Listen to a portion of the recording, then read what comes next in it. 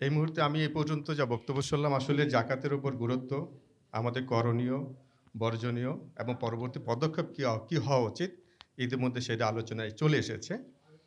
শুধু আমি এতটুকু বলতে চাই, আমরা জাকাত ওয়েলফেয়ার ফাউন্ডেশন শুরু করেছি ২০২০ সাল থেকে। বাট অফিসিয়ালি আমরা রেজিস্ট্রেশন পেয়েছি গভর্নমেন্ট থেকে ২০২১ সালের ৬ই অক্টোবর। সেখান থেকে যাত্রা শুরু, হাঁটি পা করে আজকে এই পর্যন্ত আসতে পেরেছি। সত্যি ভালো লাগছে যে আজকে আমরা এই প্রোগ্রামটা উত্তরার মতো একটা জায়গায় আপনাদেরকে নিয়ে আমরা করতে পেরেছি। আমরা ভবিষ্যতে এরকম প্রোগ্রাম আরও করব। আমি জাস্ট কয়েকটা আমাদের লক্ষ্য এবং উদ্দেশ্যের জন্য জাস্ট কয়েকটা পয়েন্ট আমি একটু সবার সামনে তুলে ধরতে চাই। জাকাত হচ্ছে একটা ব্যবস্থাপনা। জাকাত একটা বিতরণ নয়, যেটা স্যার বললেন খুব সুন্দর করে। জাকাত একটা ব্যবস্থাপনা।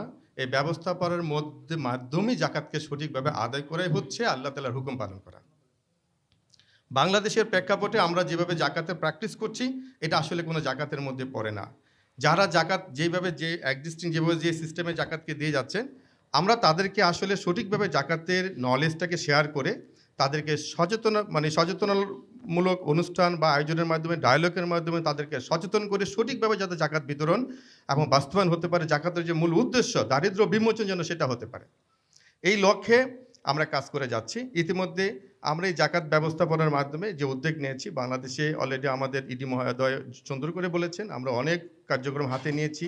ইনশাল্লাহ আপনারা যদি আমাদের পাশে থাকেন, আপনাদের সঠিক পরামর্শ নির্দেশনা নিয়ে আমরা আশা করছি বাংলাদেশে যে ইকোনমি সাইজ 450 বিলিয়ন মার্কিন ডলারের যে আমাদের জিডিপি এবং বর্তমানে ব্যাংকের যে ব্যালেন্স যেটা সবসময় অ্যাভেলেবেল থাকে, তারপর হাজার হাজার কোটি টাকা জাকাত আসে, সেটাকে যদি আমরা আমাদের আমরা অনেক যে রিসার্চ বা আমাদের যে রিপোর্ট আমাদের সামনে আছে, আশা করা যায় যদি সেটা সঠিকভাবে সঠিক ব্যবস্থাপনার মাধ্যমে সঠিক প্রাপ্য লোকের হাতে যদি জাকাত পৌঁছিতে যদি আদায় করতে পারে, এই বাংলাদেশ থেকে আগামী 3 থেকে 4 বা 5 বছরের মধ্যে দারিদ্র্য বিমোচন সম্ভব।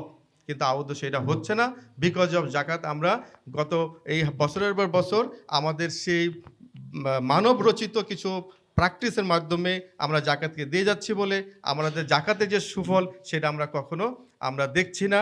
আর এইভাবে যদি চলতে থাকে আসলে আমরা দেখবও না। তো সম্মানিত অতিথিবৃন্দ, আমি আপনাদেরকে অনুরোধ করব, আমরা যে উদ্দেশ্য লক্ষ্যের সামনে এগিয়ে যাচ্ছি, আমরা আসলে আমাদের একার পক্ষে সম্ভব নয়।